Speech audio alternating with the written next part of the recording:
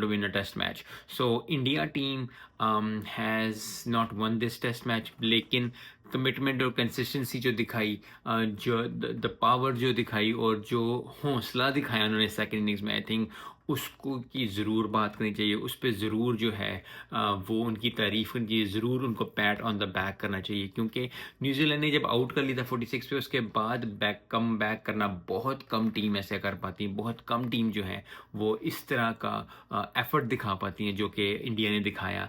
लेकिन न्यूजीलैंड ने मैच जीता। न्यूजीलैंड ने अच्छी बॉलिंग की। दूसरी इनिंग्स में भी जब ऋषभ पंत और वो खेल रहे थे, सरफराज खान खेल रहे थे, ऐसा लग रहा था एक टाइम पे कि इंडिया जो है अब वो ले जाएगी, लेकिन फिर बॉलिंग की तारीफ न्यूजीलैंड की बनती है।